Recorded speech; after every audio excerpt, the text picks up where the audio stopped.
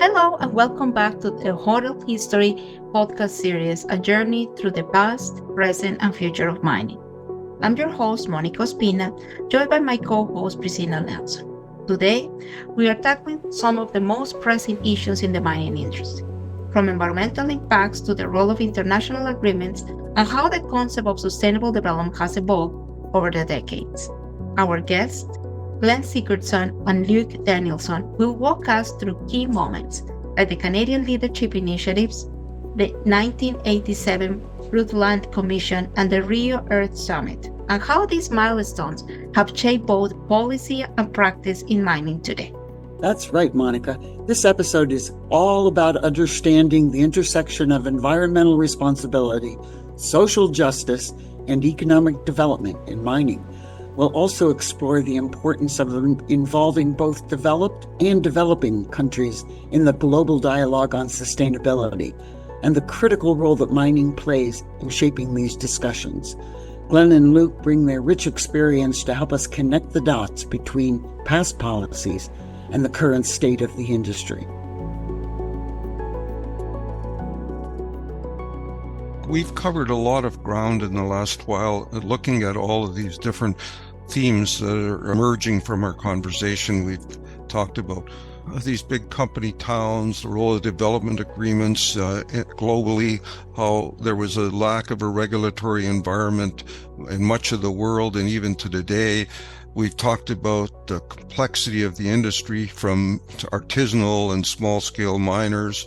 We talked about the environmental implications of some of these practices, whether it's at the scale of a large company or artisanal miners using mercury and suffering huge health impacts. And now we've touched on water and how it is just a major vector through which any understanding of mining today has to involve water. And I sometimes think of it as the new canary in the mine shaft is fish are the new canary in the mine shaft. And we really can't understand the world except through the lens of a fish today in so many different aspects of our life, but certainly in relation to mining. So all of these kinds of things are on a moving platform, and we kind of backcast and forward cast so that we understood that many of these things that we're dealing with today have their origins a long time back. Even some of the things like the regulatory environment that was in a very preliminary way begun with the ILO 169 didn't really take root in any serious way until many years later. Now let's get back and focus ourselves on the World Commission on the Environment, the Rio conference that happened in the 1980s. How do you see the implications of what Brundtland did in that World Commission on the Environment as having shaped what went forward? I've got to say, as somebody who was a participant in the environmental movement in this country, I think people got so concerned about the impact on the environment and what we were doing to the Earth's ecosystems that there was perhaps not enough consciousness in the rich countries of the necessities of people in the poor countries. We're dealing with an environmental crisis of climate change, but those people in rural Africa are not the ones who put all the carbon in the atmosphere. The impact is going to fall on them. So what I think the other thing that happened, I think, was because of lack of sensitivity in many parts of the developing world, the environmental movement started to be viewed with suspicion or even overt hostility. These are the people who are telling us now that they have what they want. We can't have a better life because it would undermine the global environment. So we in the poor countries are being asked to stay poor in order that people in the rich countries can stay rich. And it was seen as the environmental movement as potentially a means of oppression. So I think what happened in 1987 at the World Commission, I think the leadership of that effort successfully came to some kind of understanding among these very, very opposite sets of agendas, right? We came to realize that they're both the same agenda on some very fundamental level, and we can't expect people to stay poor. On the other hand, we can't just endlessly abuse the Earth's environment. So I think I'd say that the Brundtland Commission, I'd have to say, was a success. It didn't solve the problems, but at least got people talking to each other.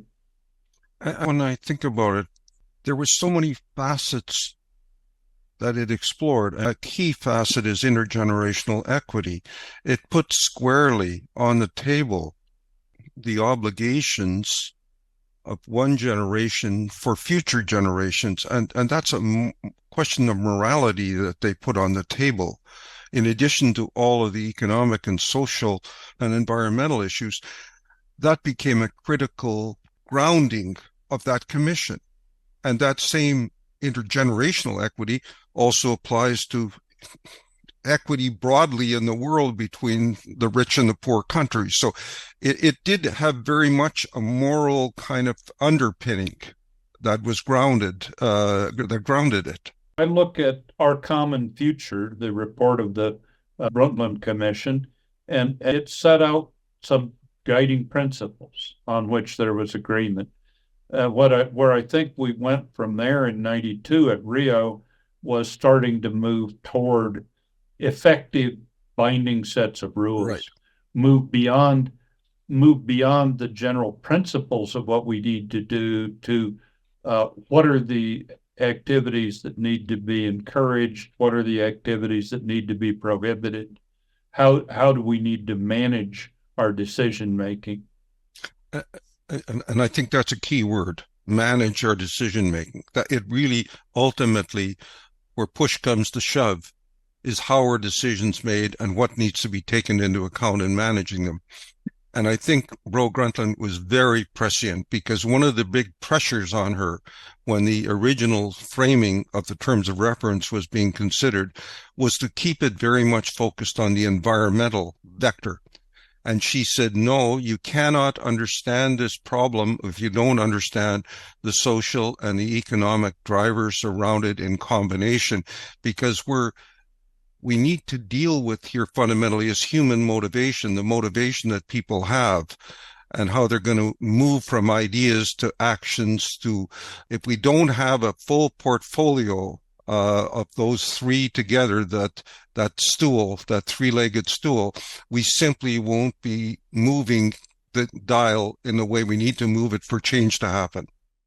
I think that's absolutely right. And the idea that people from rich countries and people from poor countries need to sit down and talk to each other is actually something of a breakthrough, which is kind of a sad commentary that it took the people in the rich countries this long to realize that others had something to say, had something to contribute. There are people who don't have the message. Still, I'm appalled at the tailings management process that just happened here a couple of years ago. No one from any of the countries in the South was on the group that wrote the report, right? Mm-hmm. It was a bunch of people from Canada and Europe who got together and told everyone in the world what they thought. And the people in the countries where tailings are a huge problem today didn't really have a voice. So I don't think everybody's got the message yet. Well, it's like we said before, it takes a long time for change to happen, and some people learn very slowly. But I think she did one other thing in that report. She gave us an elastic word that's big enough to house a lot of ideas, sustainable development. And that really became an umbrella that we struggled to understand what it meant, how to define it, how to give it expression, how to put policy structures around it. But she created at least a new home to debate these kinds of issues and force it onto the agenda globally.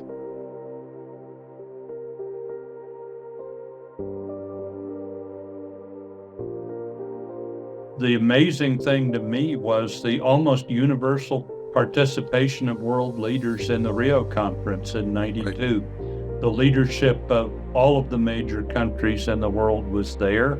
We wound up at a very hopeful time thinking that maybe everybody's got the message.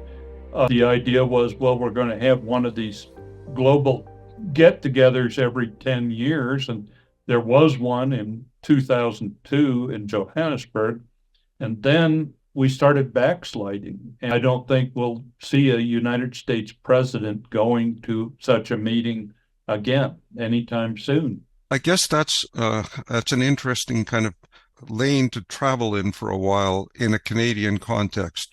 In Canada, we had a Prime Minister, Brian Mulroney, who's recently just passed away, but he's always been recognized as having been very forward-thinking around environmental issues. In fact, it was he that developed the acid rain drainage agreement that had huge beneficial impact between the U.S. and Canada and the Eastern Seaboard. So I guess one of the things that in Canada, Mulroney very quickly seized the mantle, largely, I think, because there was one of the key people that was leading the Brundtland Commission who was a Canadian, and he brought back these ideas fresh and with energy into the country. And Mulroney did two significant things that were at the forefront. One of them was to create the International Institute of Sustainable Development that would ultimately be headquartered in Winnipeg, and it still is a very active and energetic institute that has offices also in Geneva and has done a lot of work over a lot of years now.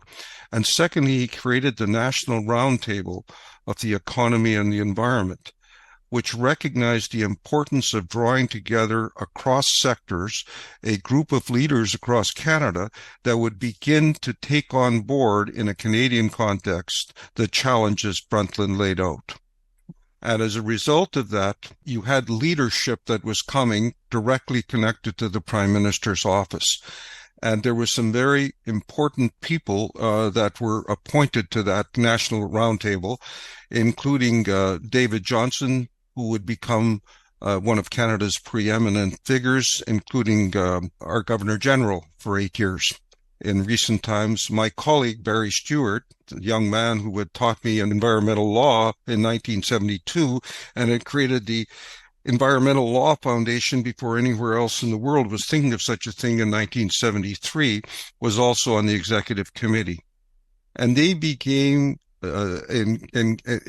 engaged in struggling to understand how to give policy expression to the expectations that Brundtland had laid out. And in the course of doing that, they came to recognize that in order to really give effect to real problems with real people in real places, we needed to start talking about the way people engaged across sectors with different values, interests, and power in local watersheds or local regions to come to grips with what it meant in their location to build a sustainable future. That was an important initiative that gradually caused roundtables to be created all across Canada. And as a result of that, I think Canadian leadership was important in that period. And it was unique. In the U.S., nothing similar was happening at that high level of engagement around what it meant to give effect to sustainable development. There was, of course, continuing negotiation between interests, and that was growing in different ways, and you were part of that. Is that fair perception of what was going on in a Canadian context for somebody looking at it from the outside? Yeah, I think so. It's interesting. The World Commission on Environment and Development in some ways, gave birth to a set of really useful organizations. David Runnels was on the Gro Harlem Brundtland staff at the World Commission. Right. And he became a leader of IISD. At the same time, that commission gave birth to the World Resource Institute in the United States and the International Institute for Environment and Development in London. But there was no national process like that in the U.S. I think the U.S. was much more conflictive. When the environmental movement had a chance, they simply abolished the U.S. Bureau of Mines, which was, our principal federal mining agency. We've suffered ever since because, while the environmental movement may have been frustrated with the mining industry, and some of the people in the mining industry certainly fed that frustration, the reality is the mining industry has to be part of the dialogue too. And I think in Canada, the mining industry participated in the dialogue, whereas in the US, the industry basically resisted any kind of power sharing until the power was taken out of their hands. Well, just to add a bit more texture to this, I do think that what happened in the U.S. is that it developed in the early 70s with the variety of legislative initiatives that went on under Nixon, from NEPA to the Clean Water Act and the Superfund legislation. It had developed quite a substantial body of law that was being given expression, and there was conflicts arising that were invariably part of the reality of the approval processes, that were part of the reality of overall operational oversight. But it wasn't really based until one of the early cases you were involved in any kind of people talking things out or people getting together or finding ways to create. It became a litigation playground to some considerable degree. Well, and it still is to some And it still is. There are a number of things we can say. One of them is that our mining industry here in the U.S., and I'll use ASARCO as an example, decided simply to fight every issue, to resist every proposed change, and above all, to resist talking to anybody. And, as a result, you had the world's most successful private mining company barely exists today. The other thing, quite frankly, is mining is such a big part of the Canadian economy. The idea of simply ignoring the sector or hoping it would go away, was not realistic in the Canadian context. In the U.S., there's a lot of mining, but it was never as big a percentage of the U.S. economy as it was of the Canadian economy, and as a result, I talked to people at United States Agency for International Development who said, mining is the third rail of our operations. Anyone who gets near mining or tries to do anything constructive in the mining space is going to wind up suffering. I think things have changed a bit, and I think the current climate is a bit different. But back in the 70s, 80s, and 90s, it was terribly conflictive. And then one of the real turning points in our mining here was the Summitville saga here in Colorado, where a developer, back in the early days when everybody was experimenting with cyanide heap leaching of gold deposits, we had somebody come into Colorado and get permission to build a large, very high altitude cyanide heap leach, and the project failed. The developer left it in a terrible environmental shambles and fled to Vancouver. It became clear that the U.S. environmental regulatory system realized that our regulation of the industry wasn't adequate.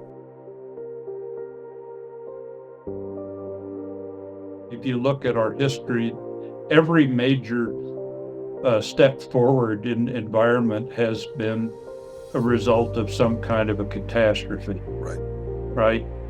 The first really big environmental law case is your friend, the Trail Smelter, right? Mm-hmm. The first big international law environment case was the Trail Smelter. Mm-hmm. Every major step we've made forward has been the result of something going pretty wrong. Well, just to pull along on that same theme, because while Canada was working on this more, developing a set of principles to guide this more inclusive set of conversations, I want to back us on Canada's own experience with environmental assessment legislation, which was more developed in the U.S. and became much of the fodder for litigation. In Canada, we did not have an environmental assessment process until a set of regulations was adopted in Canada in 1976 called the Federal Environment Assessment Review Principles. And by 1988, we were starting to develop a piece of environmental legislation that would include much more robust environmental assessment process. And I was part of the conversations around that and played a fairly significant role in trying to have included within it a mediation process. Because in the U.S., there was the work of Cormack and many others that were now assembled around a public dispute sector division of what is known as the Society of Professionals in Dispute Resolution. And these folks were laboring away on different disputes, and there was a growing body of knowledge around it, really centered with what was known as SPIDER. By 1996, I was president of that organization, but one of our most robust and powerful sectors with the leading thinkers and practitioners was the public disputes sector, which embraced all of this. So while Canada was looking at a set of overall principles in that, there was a large body of knowledge that was growing incrementally by these folks on one-off, and one of the first ones was Homestake, that you were part of. So there was that going forward. Yeah, I would say that perhaps one of the greatest learning experiences of my life was getting involved with you and with the other people you just mentioned. I was the lawyer for a bunch of environmental groups that were trying to prevent development of a mine here in Colorado. And I think it was the first time in the U.S. we actually tried to mediate this dispute. We went through a discussion with the company, and at the end of it, we actually reached an agreement, which people thought going in was going to be impossible. But we did reach an agreement, and I think it did affect our ongoing approach to these things. People realized that there was an opportunity to talk about them. By and large, we haven't done as much as we should with that, but it was an incredible learning experience. And I would say one of the things that came out of that was when Summitville left the state of Colorado with this gigantic mess. We wound up with the pond at the heap leach overflowing, and they killed every fish in the Alamosa River. But we put together a state dialogue process, and we wound up reaching agreement on a new state mining law. We wound up with unanimous acceptance by our state legislature of what we did. And I think as a result, that has proven durable. That's a key point, durability. If people are part of the agreement, they're more committed to having it happen. But not to overstate it, a simple fact is that we have a real challenge in our regulatory structures where we have not explored sufficiently how we can manage authority-based decision-making with the interface with the potential to graft on negotiation-based strategies. We live in one world or the other, and that's been a real issue. Of course, it's often litigation and the ultimate point where people are in a crisis that causes them to have no other option but to try to negotiate. But I think this is a theme that has been inadequately explored. So, for example, I did manage as part of a team of people to get mediation as one track to be included in the Environmental Assessment Act. And I did, in fact, mediate one of the first cases ever in anticipation of that act coming into play. Today, that provisions of mediation no longer exist in the Canadian environmental legislation and assessment act. So I think, like you were saying, there's been backsliding a lot that I want us explore as we go into the 2000s. There's been a lot of backsliding, but at this point, there was a lot of enthusiasm in the 90s for new ways of looking at things. New ideas were starting to percolate. We had these set of principles that were negotiated nationally across all of the roundtables of Canada as to a guidebook as to how people in local communities could try to structure these kinds of issues. And we've had that kind of contribution. But at the same time, in the U.S., they were struggling with the Rulemaking Act 1990, as I recall, and there was the contemplation there of negotiating with participant players different rules. I think one of the early ones was it arsenic or something that Jerry Cormack was involved with in the West Coast? But they were starting to develop through the Administrative Conference of the U.S. a set of guidelines that were hopefully going to include more sectoral interest in developing some of the regulatory frameworks to give effect to some legislation. Did you bump into any of that in the work you were doing? We needed to find some way to have some kind of a better structure at the national level. You had these roundtables. We would have benefited greatly from something like that, but it never evolved here. It never evolved, but you did have a lot of activity going on, like you say, there was a lot of work at the state level, at the local level, where people were combining and trying to solve problems of one kind or another. I was exposed to a lot of that through this public sector group that was starting to build a fairly significant presence in those periods, you know. And so I don't want to overstate the significance of the Canadian experience because I think it was taking form in just different ways in the U.S. We were a bit more explicit about it. But nonetheless, at a ground level, there was a lot of work going on in the U.S. And most of my professional connections have been historically with U.S. practitioners because I connected most to the kind of work they were doing.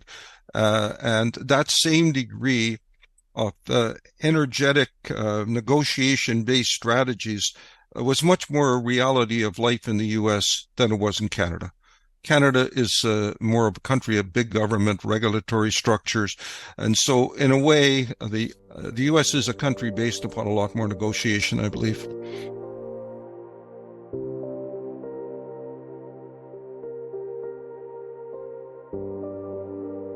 This is a period in which my career took me away from the right. Is in the early to mid 90s. I wound up going to Chile, which is a country that it was just coming out of dictatorship, years of dictatorship. And one of the features of the dictatorship was the lack of environmental law, at least in part because the dictators and their friends were benefiting from they were not having to spend the money to try to clean up the mess they'd made. And the mining industry in Chile really created a lot of environmental problems. These big smelters with enormous smelter emissions.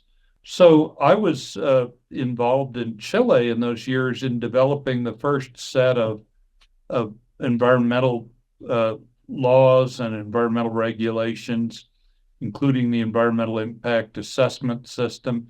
And it was interesting to see how that played out in a country with such a big and powerful mining industry. You know, Chile is one of the world's leading mining countries, but in those days had only 14 million people. Their response to the foreign companies dominating their economy was just to seize all the mines. And interestingly enough, that turned out to be a durable solution. The dictatorship were very, very pro-free market, pro-private sector. They even talked about privatizing the streets and roads. But when they asked General Pinochet, the dictator, well, if you've done this, why are you not taking our state mining company and and privatizing that. He said, because whoever controls those mines will have more power in Chile than I will as president. Despite their free market bent, they kept the mining sector in state ownership because they felt otherwise they'd be losing their political independence. And you were at the university, the Catholic University in Peru at the time as a professor, were you not? No, I was in the University of Chile, and I was also working as a consultant to the National Environmental Agency in developing environmental laws. What point were you connected to or contacted by the government of Canada to lead the Mineral Policy Research Initiative, and what's the background on that? I had been working in Chile with that government, but I also started working with governments of some of the other countries in the region, and also a big project in China. I went to work for the United Nations as a consultant to the government of China and trying to develop environmental legislation for the Chinese coal sector. There is a task that was beyond my ability to deliver very much, right? But in any case, in 1998, I just more or less out of the blue got a call from some Canadian colleagues who said, we're trying to start this new research institute. It's part of our International Development Research Center, which is a marvelous institution, and I think other countries ought to model. How do you have an aid program if you don't have a research program that can help you understand sustainable development and how aid can be effective? They decided that they wanted to start a thing called the Mining Policy Research Initiative, which would sponsor and conduct research on the social, economic, and environmental impacts of mining in the, whatever it was, 20-something countries of Latin America and the Caribbean. And they asked me to be its first director. And it was really interesting. And the Latin American regional office was in Montevideo in Uruguay, a country that has a pretty limited mining sector. But I'd say one of the things I learned was the importance of trying to understand these problems, right? That is, people worried that mining would have impacts on public health. Well, what were the impacts of mining on public health? Nobody did any rigorous research, right? What are the impacts of mining on the income structure in local communities? Turns out that one of the reasons it's so conflictive is a certain percentage of the people in the community seem to either get jobs at the mining company or somehow or other they catch the brass ring and they become very, very much better off, whereas the majority people, typically it's the majority people, become worse off. There is no real research basis for understanding any of those phenomena, mining and biodiversity.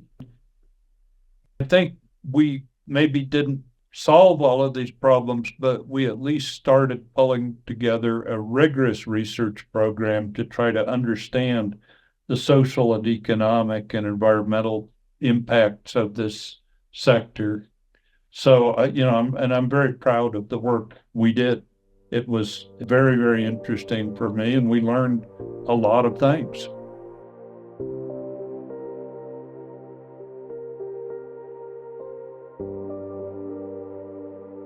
As we draw this part of the conversation to a close, that was the point at which you and I reconnected. That IISD and a person by the name of Nola Kate Seymour saw the potential to connect the work with the Mineral Policy Research Initiative and the work they were doing to create a workshop that would bring together all of the players across Latin America for the first time connected to sustainability in the mining industry.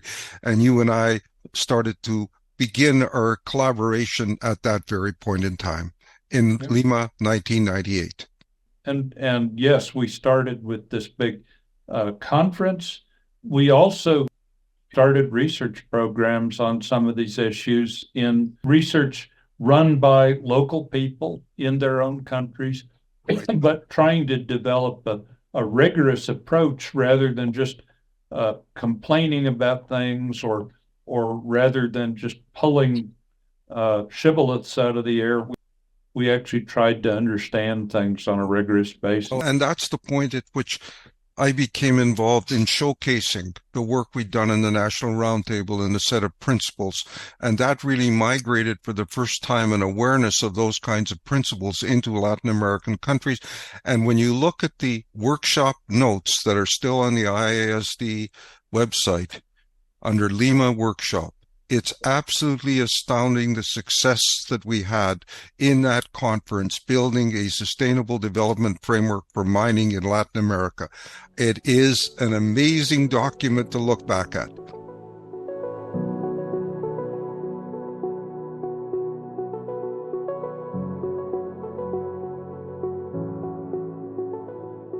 What a fascinating conversation today. Glenn, Luke have helped us see how historical milestones like the Brundtland Commission and the Rio Earth Summit laid the groundwork for what we know as sustainable development. But they also reminded us how much work still needs to be done, especially when it comes to bridging the gap between developed and developing nations in addressing the impacts of mining. Absolutely, Monica. One of the key takeaways for me is how sustainability isn't just an environmental issue. It's a social and economic one as well. Today's discussion has shown us how interconnected these factors are, and why it's so important to keep pushing for more inclusive conversations that involve all stakeholders, especially those from the developing world. The 1998 Lima Workshop was a pivotal cross-sectoral initiative, showcasing optimism that ongoing dialogue and research would yield more sustainable and equitable mining practices worldwide. Thank you once again to Glenn Sigurdson and Luke Danielson for sharing their invaluable insights, and to our listeners for tuning in. We hope this episode has given you a deeper understanding of how global policies and local actions shape the mining industry today. Until next time, stay curious and keep engaging with the issues that matter. In our next episode, we'll explore the rise of mediation as a tool for resolving conflicts between mining companies, governments, and communities. From environmental impacts to indigenous rights, mediation has played a pivotal role in shaping outcomes. We'll hear more about how these processes unfolded and the lessons learned along the way. See you then.